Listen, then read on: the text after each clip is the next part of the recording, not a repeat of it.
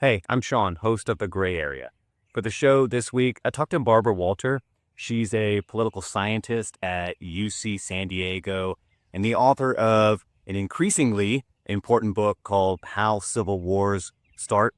We really talk about the state of political violence in this country and what we can learn from other democracies that have gradually tipped into civil conflict of one type or another. It's a sobering conversation, but a not altogether depressing one. I enjoyed it. I learned a lot. I hope you will too. Check it out, and I'll see you next week. Barbara Walter, welcome to the show. It's really a pleasure to be here. Thank you. We have had several weeks now to digest, process the killing of Charlie Kirk. The Kirk shooting is just one of several acts of political violence in recent years. There is obviously nothing new about violence here or anywhere else for that matter, but I know you have given 3 reasons why this moment does feel different and potentially more dangerous than other moments. And if you don't mind, I just want to go through those one by one. Is that okay? Yeah, absolutely. Okay, let's do that. The first reason is, and this I'm reading from a really nice piece that you wrote. Nice. Not a nice piece. It's a good piece. It's a smart piece about a really shitty situation. Yes. But the first reason is that you say that our leaders, our political leaders, are reacting differently now than maybe they have in the past. Tell me what you mean by that. So one of the amazing things about America up until really today is that when bad things happened to us as a country and to our citizens, we came together, which is absolutely essential for a country as heterogeneous and multi-ethnic and multi-religious and racial as ours is. And that was the case when assassinations and domestic terror happened in the past. It certainly was the case after 9/11, which was international terrorism, that no matter who perpetrated the crime and no matter who the target was, our politicians, our leaders on both the left and the right immediately would condemn it and they would immediately call for unity. So the message was always peace, stability, let's come together, we can work through this together. And what was different about Charlie Kirk, and I think why it's put so many people on edge and why they feel that something is different, is that almost immediately leaders, especially on the right, didn't do that. They used this as kind of a tool for their own political purposes. Laura Loomer came out. The spokespeople on the far right came out and eviscerated the left. Even Donald Trump, the president of the United States, came out and basically said, "We're going to go after them. We're going to make sure that justice is done to the group that did this." And the reality is that this was done by a single individual, as are the vast majority of domestic terror attacks here in the country. They're done by what we call lone actors or lone wolves. And they're usually young men who've been radicalized online. The Charlie Kirk murder was exactly the same. This was a single individual. He had no really cohesive ideology. He was not part of a larger group. He certainly was radicalized online. And yet you heard many of our leaders coming down and saying, "See, this is evidence that the left is evil, that the left is out to get us, and we need to take all measures to destroy them." And that's very different. Instead of a message of hope and unity and peace, it was a battle cry, and people felt that. Yeah, I've got a couple more quotes here.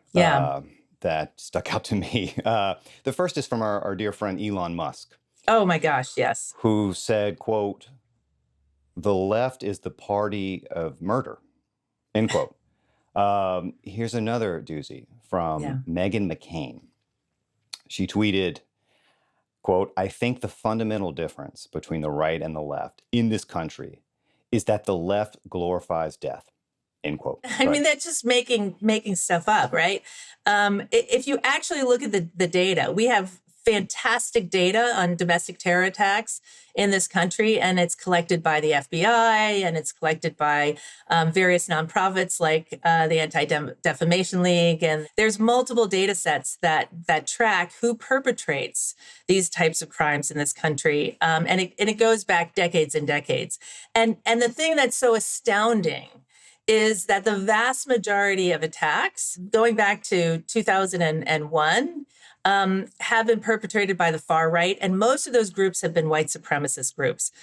The attack, they are also by far the most lethal attacks. Now, there have been attacks by the far left, but what's interesting about those attacks coming from what we think is the far left is that they're almost always targeted at a single individual, not a group. The far right will target Latino marketplaces. They'll target synagogues. They will target places on on campuses where lots of women are. So they're specifically targeted at usually minority groups, whereas the far left is targeted at individuals, and they're just, the incidence has been much, much fewer than the far right. So when you talk about America has a domestic terror problem, it is, until recently, it has been almost exclusively a far right problem. And that's fine, and that's fair. I mean, I have said this on other platforms, and I'm going to say it here.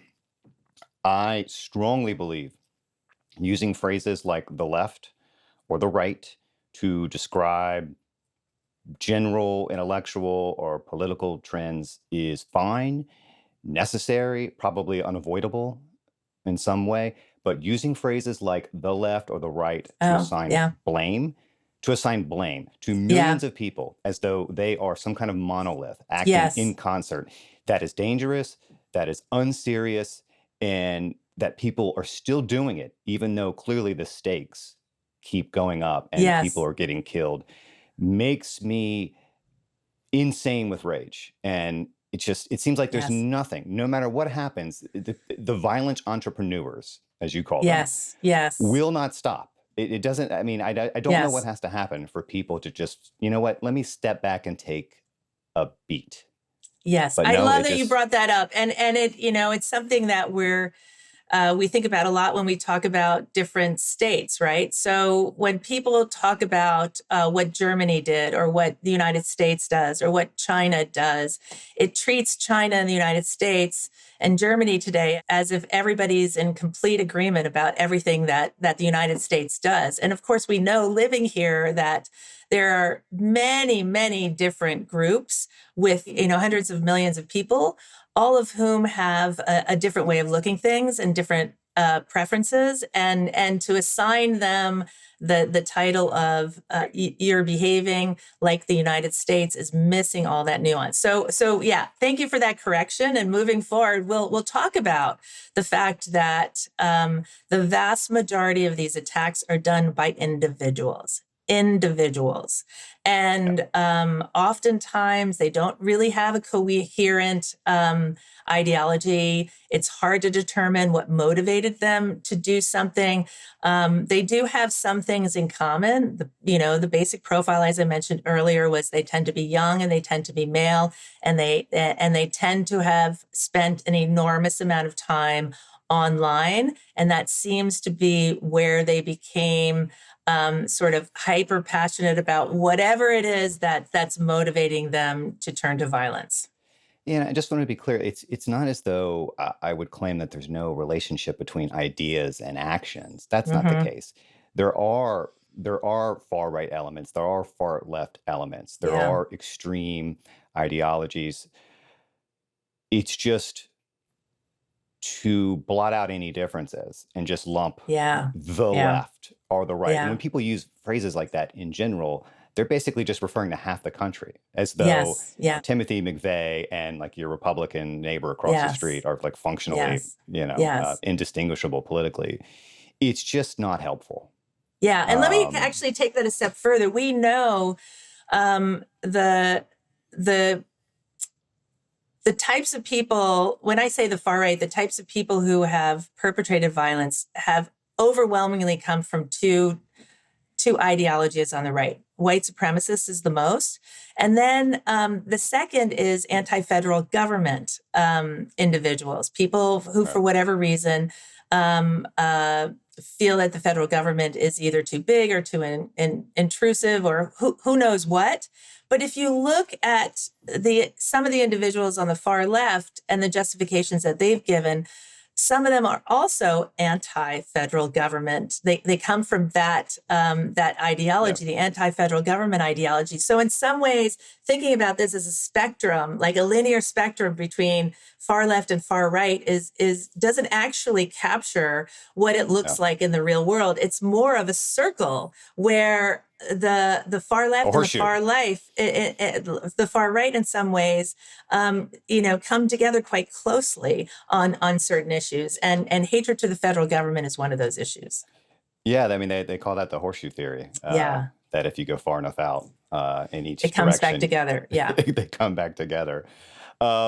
You've touched on this, but I want to dig into it a little bit because the second reason you point out that this is concerning is that violence is no longer one-sided. Yeah. I think violence is no longer one-sided. But tell me why that is so dangerous.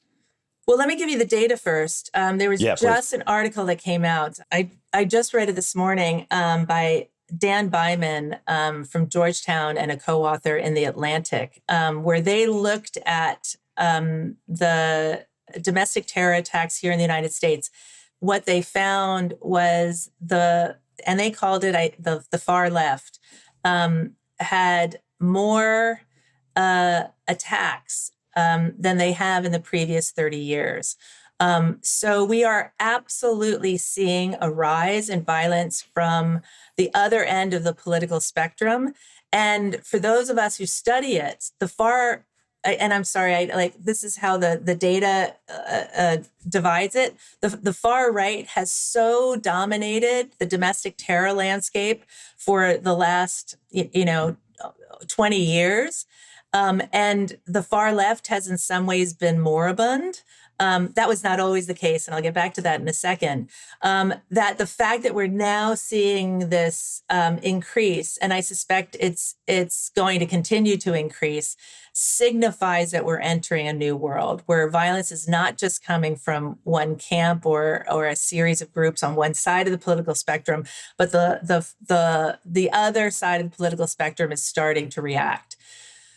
The left used to dominate. The far left used to dominate domestic terrorism in this country in the 1960s and the 1970s. Many of your listeners probably don't remember, but when we used to talk about domestic terror, we were talking about anarchist groups. We were talking about radical environmentalist groups, the Symbionese Liberation Army, who kidnapped Patty Hearst. These were all far left groups, but that is now shifting, and that makes people nervous. The reason it makes us nervous is from a law enforcement standpoint, or a standpoint of how do you address this problem and eliminate it, or at least reduce it. It is much, much easier to address domestic terrorism if it's only coming from one side. So, and let me give you an example. We had a rise in militias here in the United States in the 1990s, and that sort of burst onto the scene in 1995 with the the federal building attack, Timothy McVeigh's attack that killed, 170 something people. Americans didn't realize at the time that militias were growing around the country, and Americans suddenly were like, "Where did this come from? And what does this mean?" And they were horrified by it. And what happened was two things. Individuals stopped joining militias, and recruitment into these groups around the country it plummeted. And then the FBI started to take these groups very seriously. Rather than sort of ignoring them, they infiltrated them. They identified who the leaders were. They prosecuted the leaders.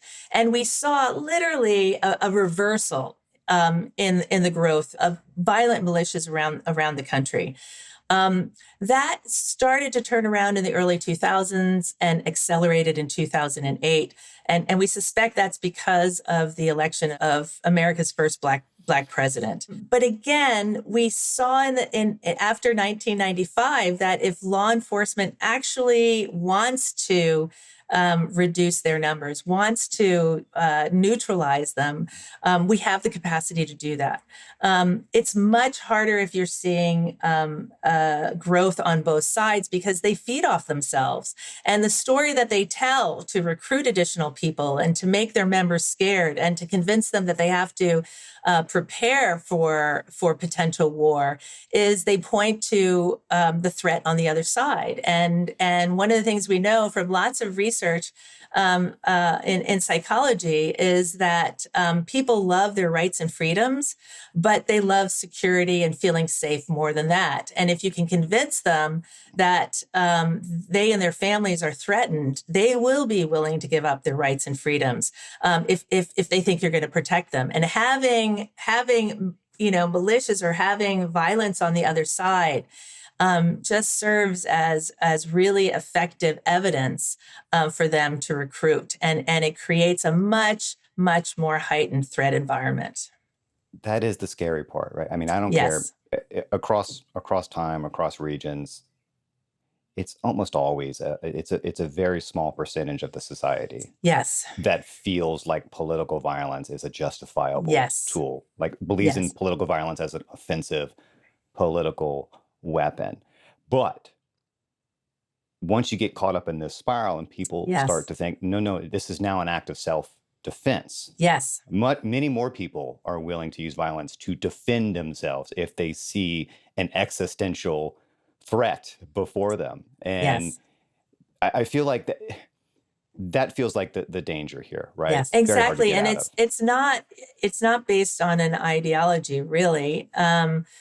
Because as you said, every country, every society has its small group of radicals, right? That's just the distribution of people in the world. And they usually aren't able to cause trouble because their ideas by definition are radical and most people are not.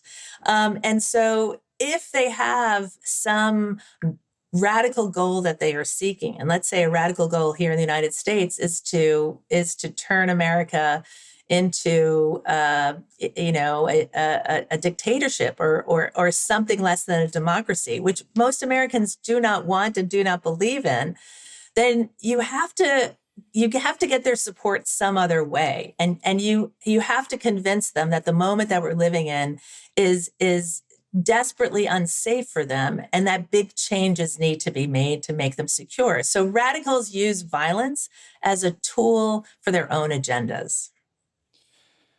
The third reason is that America's law enforcement leaders aren't what they used to be.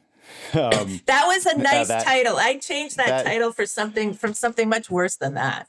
Well, but that actually could be interpreted in a few different ways. So when you say that America's law enforcement leaders are not what they used to be, and that this is one of the things that makes this moment a little more dangerous, what do you mean? Do you mean that the law enforcement institutions themselves aren't as good or are not as reliable, or do you mean the nature of the threat itself is just infinitely more difficult? No, it's the actual individuals leading organizations like the FBI and Homeland Security, and we could throw DOD in there as well.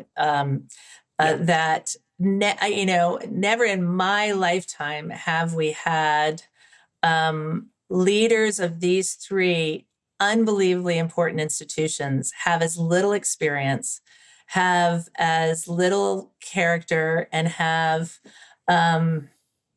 let's just leave it at that, to run these institutions. We don't have to.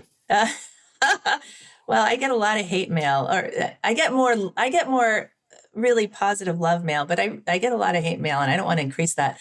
No, it's a clown show right now. It's a clown show. Imagine Kash Patel had been head of the FBI after the Oklahoma City bombing. He would have had no idea how to proceed to try to eradicate the far right, the far right groups that were growing. And he's so partisan And his boss is so partisan that he would be told not to go after them. So here you have violent extremism rising in the country, and you have leaders of our main institutions designed to ensure safety, security, law, and order in this country, who are not competent to do that and are politicized, so that even if they were competent and they were given all the data to show where the threat really is emanating from, they would choose to turn a blind eye to it. So when I say our leaders are not what they used to be, it's really pointing a finger at the people who are in decision-making roles right now, who do not have the background, the experience, the talent to actually effectively keep America safe. Yeah, I just want to echo that. And the operative word there is leadership, because I did not mean to besmirch every FBI agent. I'm sure Oh my God, no. There are plenty of smart, capable, well-meaning Yes. people at that institution. The problem is the leadership, which Yes. is political. Yes. That's the weakness at the moment. Anyway, I just wanted to clarify that. Yeah. Support for the show comes from Shopify. When you're starting a new business, it can feel like you're expected to do it all: marketing, design, and everything in between, even if you've never done half of it before. What you really need is a tool that helps you reach your goals without having to master every skill yourself. For millions of businesses, that tool is Shopify. Their design studio lets you build a beautiful online store that matches your brand style, letting you choose from hundreds of ready-to-use templates. You can also set up your content creation by using their helpful host of AI tools. And you can even create email and social media campaigns with ease and meet your customers wherever they're scrolling or strolling. See why Shopify is the commerce platform behind millions of businesses around the world. If you're ready to sell, you can be ready with Shopify. You can turn your big business idea into a reality with Shopify on your side. You can sign up for your $1 per month trial period and start selling today at shopify.com/Vox. Go to shopify.com/Vox. Shopify.com/Vox.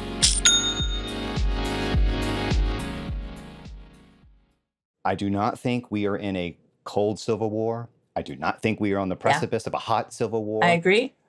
But I also believe that political order can collapse very quickly. And we have to take the warning signs seriously. And it is in that spirit that I ask you what I'm about to ask you. You are an expert in civil wars. You study how they start and how they end. You wrote a book about this. Yeah. Given everything we've just discussed, given everything that is happening in the world as you see it, how do you currently assess where we are right now as a country? If there's some kind of violence continuum where one pole is perfect peace and harmony and the other pole is Mad Max Fury Road, where are we? We are in a high risk zone for political violence. Let me also be clear, when we talk about civil war today, when experts talk about civil wars, they're not talking about the type of civil wars that most Americans envision. They know the first American Civil War, so they think about civil wars as these two big armies meeting on the battlefield, and that back then was unusual. It doesn't happen these days. What we see, especially in wealthy, powerful countries, is really more a form of insurgency and a form of sort of persistent high-grade terror. So what Israel lived with for decades with Hamas, having bus bombs and never actually having feeling fully secure, where the enemy is much, much weaker than you, and it's not for the most part directing violence at soldiers. It's directing violence at civilians or infrastructure or particularly targeted groups. That's what we would see here in the United States, and we're already starting to see it. When the El Paso shooting happened, or when the Buffalo shooting happened, or when the Pittsburgh synagogue shooting happened, the media tends to portray this as idiosyncratic events, sort of isolated one-up events. And so it makes it hard for Americans to connect the dots. But we have been experiencing pretty consistent levels of domestic terror, and we're not even acknowledging it anymore. I mean, it's like it's happening to the point where it's becoming normalized. So that's the type of violence we're likely to see. And you often see that when one group feels hopeless, that they feel like the system isn't working for them anymore, when they feel like their particular group is under siege, and they lose hope that working within the traditional political avenues will get them nowhere. If you look at the research, the underlying conditions that lead to a high risk of political violence are a rapidly declining and weak democracy, to the point where it's now in what we call a middle zone of partial democracy but partial autocracy. These weak regimes, or these hybrid illiberal regimes, are where almost all of the violence happens. The U.S. is in that zone today. If those countries have political parties that divide along racial, religious, or ethnic lines, that tends to be where the violence happens. America's parties they're not entirely based on race, but the Republican Party is almost 80% white. In a country that's multi-ethnic and multi-religious, that starts to look like an identity-based party. And then the group that tends to initiate violence is the group that had once been politically and economically dominant and is in decline. So one of the ironies of the violence that we're seeing now, especially from the far right, is that their man is in power, and MAGA controls, essentially all three branches of government. They have the keys to the Cadillac, so they should be feeling like they're not losing out. But I think that a subset of them still feels like they're losing out. They feel like they're under attack. This, of course, is repeated and encouraged by Trump and other MAGA leaders, telling them that that life is getting worse and for them, and so that's motivating them. But on the other side, the far left actually sees that, or let's just call it, people who didn't support Donald Trump and his agenda are starting to see that they could be locked out of power, maybe temporarily, but perhaps even permanently. And if they feel like they're going to permanently lose power, that's going to have them lose hope, and that's going to motivate them to start to turn to violent forms of trying to get their agenda done. How much have attitudes about the acceptance of political violence shifted in recent years? I am sure most Americans still reject political violence, but is it true that the percentage of people that accept it is that going up? And if it is, how much? It's absolutely going up. Now, there have been many surveys done asking people under what conditions is violence justified, and their answer really depends on the conditions. Like high percentages on both sides of the political spectrum believe, as you said earlier, that it's justified. When for self-defense, or wording surrounding self-defense, and I don't know the exact number, but it could be as high as 40%. How high for someone like you who studies this? How high would that number have to get in terms of? I understand a lot of things hinge on how the question is worded in terms of trying to tease out of people how acceptable they find political violence, but is there a certain threshold that's common in the literature, right? Where if you have this percentage of the population that is sympathetic to or open to using political violence to advance your political goals, that once you go past this number, you're in the danger zone. No, but we talk in terms of annual risk. So if a country has those two features, it's a partial democracy with identity-based political parties. The model that many people have used, says that that country has about a 4% annual risk of either political instability and or significant political violence. So that 4% sounds very low, but if those two features of your country don't change, so you remain sort of this weak, you remain this weak, declining democracy, moving towards authoritarianism. And in fact, the faster you move there, the higher the risk is. But let's say you remain there and your parties don't do anything to reach across racial or religious lines, then that 4% annual risk goes up every year, so that by year 10, it's at 40% annually. By 20 years, it's at 80% annually. So it doesn't happen immediately. That's why I think you're right to say we're not on the precipice right now, because we really just went into this middle zone, probably in the last few months, and solidly in the middle zone.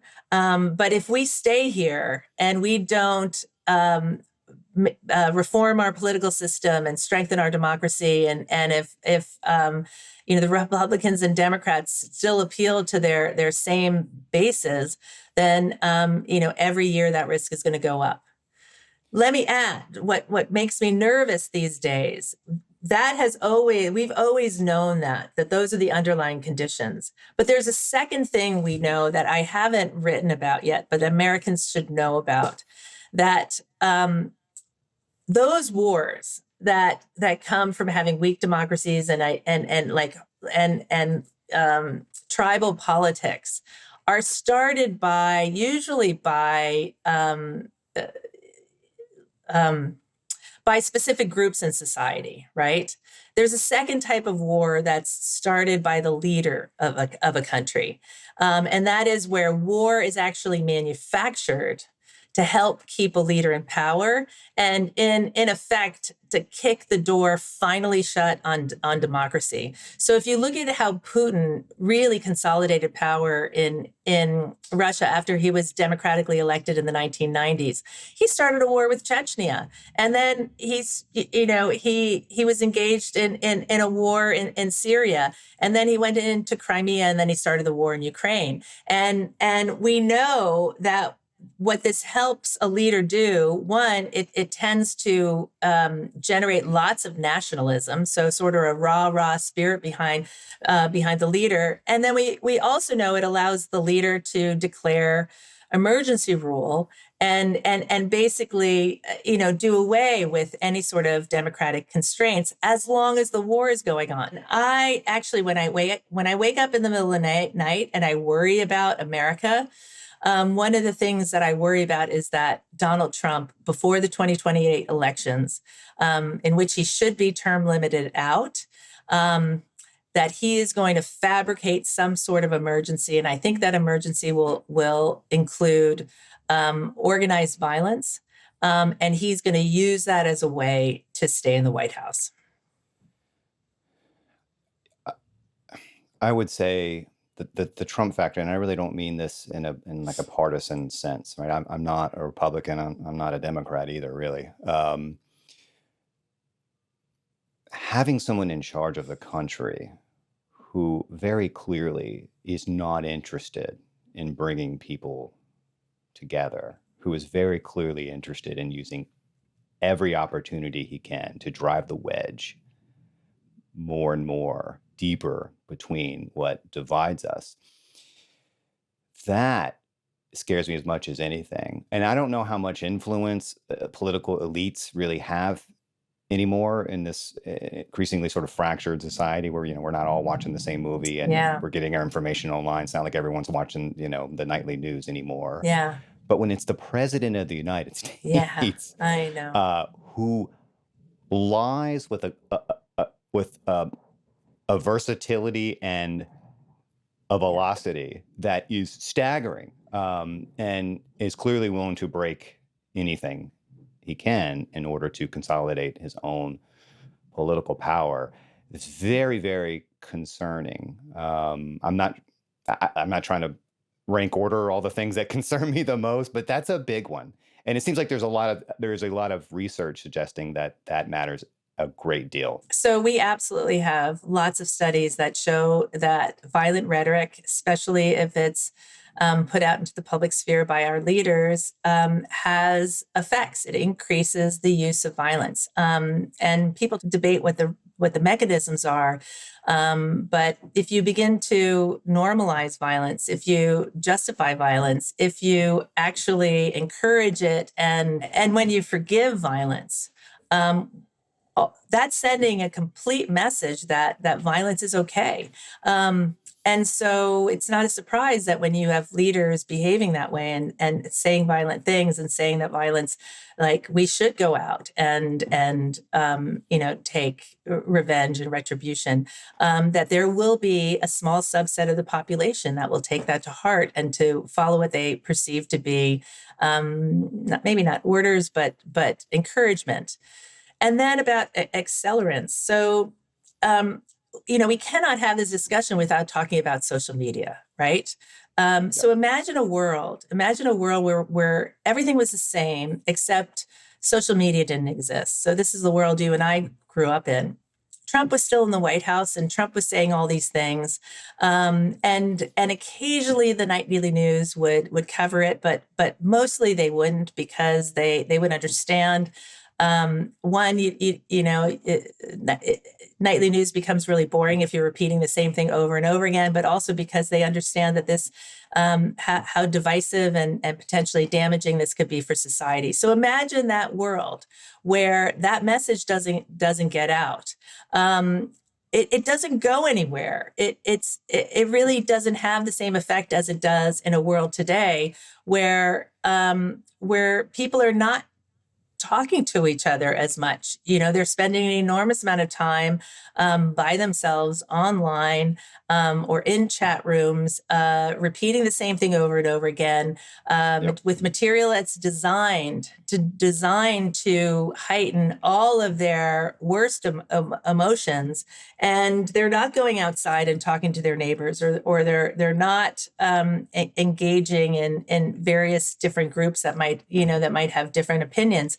So it's just a world where in some ways the basest elements of humanity are simply being emphasized to the exclusion of everything else, and then people are living in isolation of each other.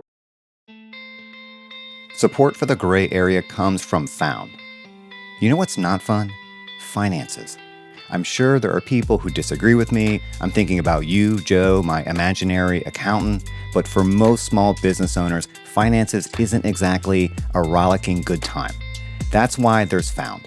Found is a business banking platform built for small business owners that can let you track expenses, manage invoices, and prepare for taxes, all in one place. Found is a banking platform that doesn't just consolidate your financial ecosystem. Found automates manual activities like expense tracking and finding tax write-offs. Found makes staying on top of invoices and payments easy, saving you the headache. You can even set aside money for different business goals and control spending with different virtual cards. And the best part? No hidden fees, no minimum balance, no opening fees, no overdraft charges, and no maintenance fees. You can open a Found account for free at found.com. Found is a financial technology company, not a bank. Banking services are provided by Lead Bank, member FDIC. You don't have to put this one off. Join thousands of small business owners who have streamlined their finances with Found. A lot of what we're seeing now really does feel post-ideological.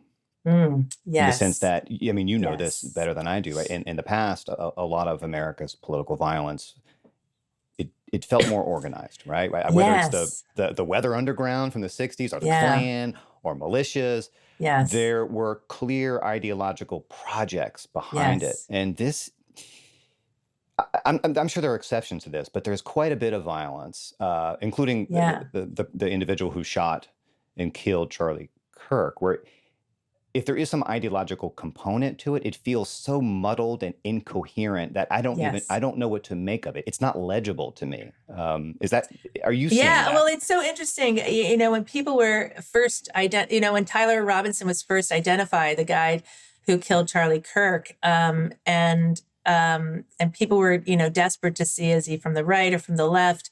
And that he'd left some clues, and there was, engravings on the casings of the bullets, and they looked at the social media that he was on, and it was actually not easy to determine, and I'm not sure they still have determined exactly what his ideology was. It was a mixture of memes, and it was actually kind of funny because the people reporting on it weren't familiar with this whole world, this online world, and you could tell that they didn't quite understand it. And I would be in that category. I'm like, this is not the ideology that we had in the past, and it has a mixture of all sorts of things. And in the end, it really, what it comes down to, it just seems almost like entertainment, not like the real world. This is just almost kind of like teenage boy, ha ha, like stuff. I'm cool. Look, I got this meme. I can say this. It didn't, it's hard to determine like what underlies it, except this world of this insider's world of jokes. It feels nihilistic. It feels like violence in search of an ideology rather than ideology in search of violence, or ideology leading to violence. But I don't know. I mean, I've seen some of the reporting. He did seem to have some leftist politics, but this is not someone who was reading Karl Marx and decided to start the revolution, right? I mean, it's just I don't know. It's I guess this is what it is in the internet era, right? Like the digital revolution has just scrambled our politics. Well, and you wonder, if the internet didn't exist, would Tyler Robinson be in college now on a scholarship? And I think he would, Barbara. I think he would too. I think he would too. I think he'd be, maybe he'd be hanging out at 7-Eleven on a Friday night and drinking too much beer, but he wouldn't be spending hours and hours and hours on these sites that are just feeding him crap. I wonder, when you have isolated people like this who are radicalized online, the way you're talking about, people who I'm sure in many cases have serious mental health issues, is it even useful to think of this still as political violence in the traditional sense? Or is it something new, not worse, not better, just a different category? Oh, that's a great question. I don't have an answer to it. I'm just throwing it out there. I would tend to still consider it political violence. You could ask the same thing about, is a mass murder in a synagogue, is that political? And I think on the surface, you're just like, no, that's probably religious, or that's probably anti-Semitic. But I see that as political because underlying at least those decisions, let's put Tyler Robinson, and let's put, let's even say the guy who drove the truck into the church yesterday, like things that are hazier and less cohesive. But a lot of the violence that we see directed at civilians, Black Americans, Jews, Latinos, women, is perpetrated by white nationalist groups. And the reason that's political is that they're targeting these groups, not because they necessarily hate them and just want to inflict pain. They're targeting these groups because this is their strategy to reclaim America.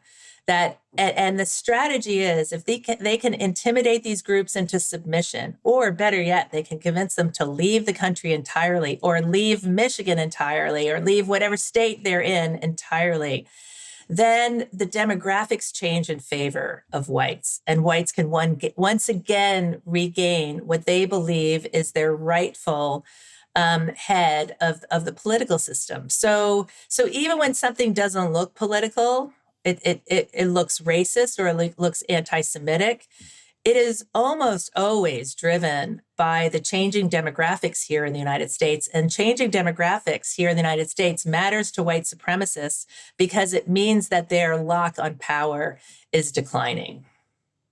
Yeah, it's certainly some cases are more clear cut than others. It's just, look, like you were saying, when we have kids basically, shit posting online, inscribing gamer internet memes onto bullets, it's hard to tell sometimes how much of the violence is more like some kind of nihilistic troll job and how much of it is driven by sincere beliefs. In the end, murder is murder, and it doesn't matter because people are dead. People are dead. But in terms of understanding the underlying problem so that we can figure out what to do about it, the motivations of people do matter. And sometimes the motivations of people are just fucking incoherent. But in some ways it doesn't matter. If let's say these incoherent, individual lone wolf incoherent attacks continue and they increase, which I actually think they will, because if we continue not to regulate social media, and in an age of AI where we will increasingly have more and more unemployed young people with nothing to do but to stay online, and we know that radicalization happens online, then this type of even incoherent violence is likely to increase.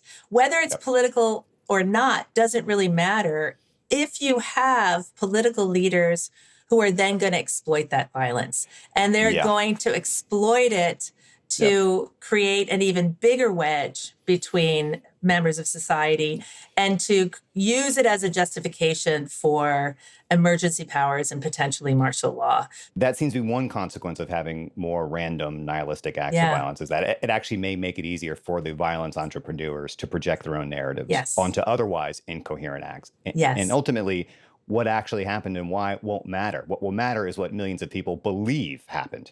So wouldn't it be great for Trump if in the next few weeks we had a number of incoherent terrorist attacks in Portland? That that there were, a few kids in Portland who kind of lost it over the next few weeks.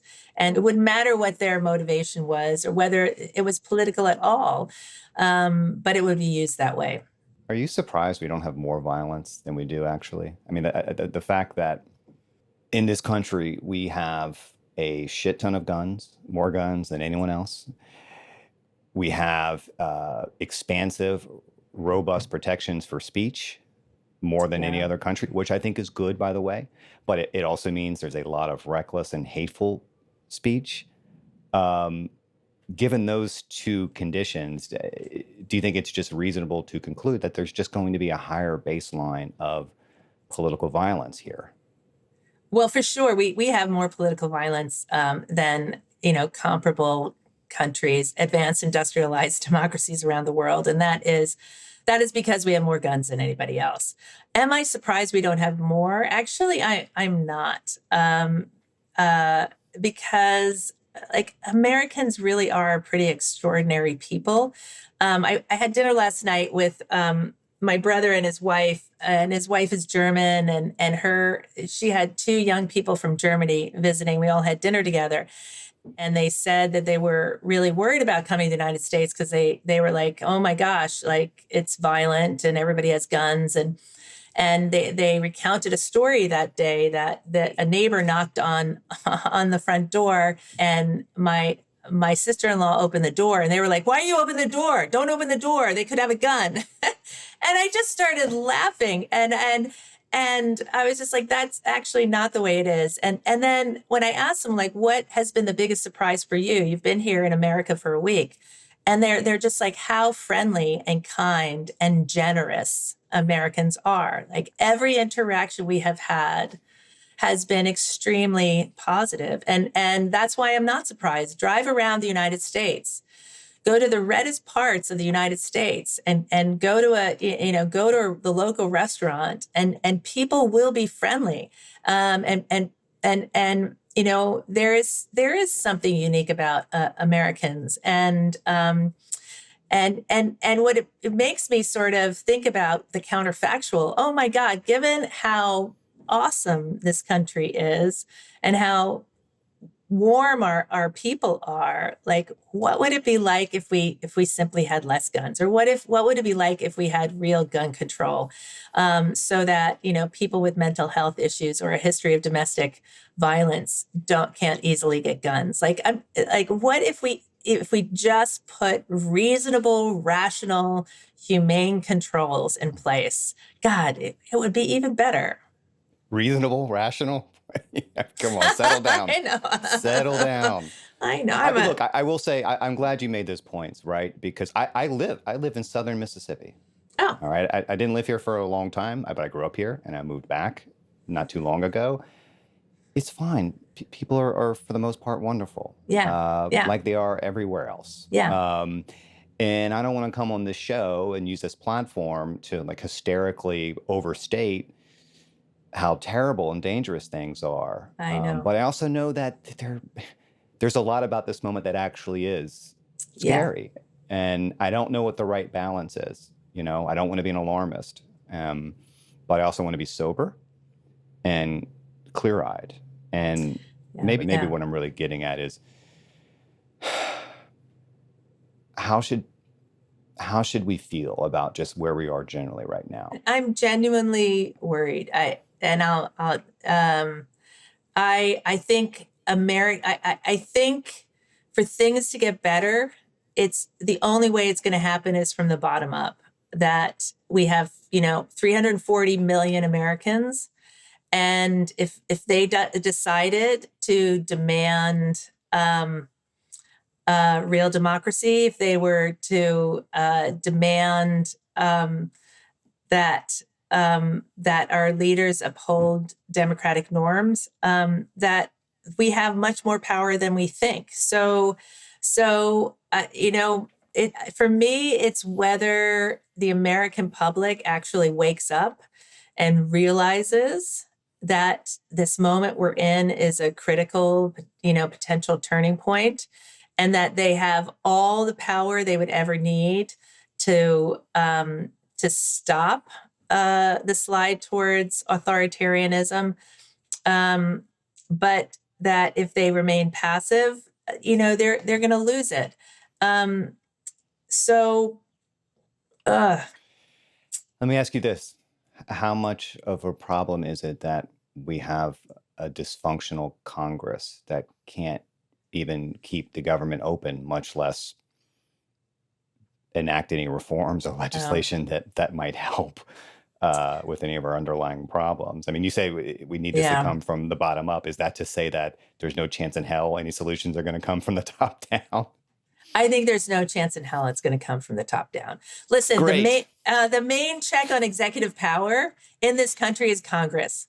That is the main check on the president. And they have completely absconded that. They have completely given their power to the president, to a president who has outright stated that he wants to be an imperial president. He would love to be king. And they have essentially handed over their own power. Who does that? Usually people are very protective and they will fight to keep the power that they have.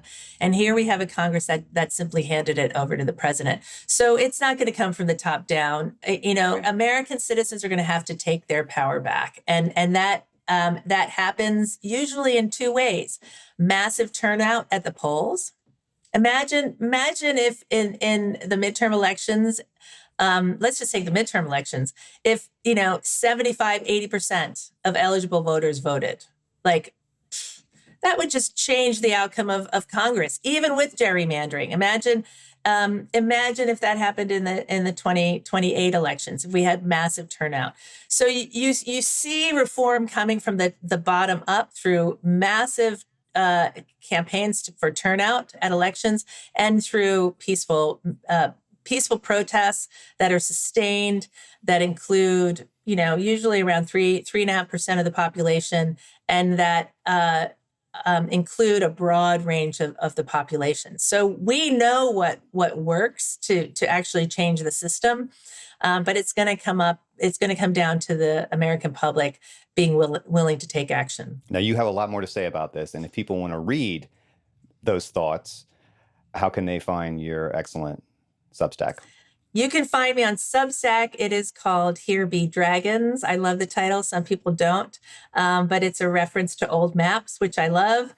The title is Here Be Dragons, Warning Signs from the Edges of Democracy. Well, count me in the camp that loves it. Thank you, Sean. Barbara Walter, this is great. I appreciate you on short notice coming in and talking to us about this. Thank you so much. My pleasure. Thanks, Sean.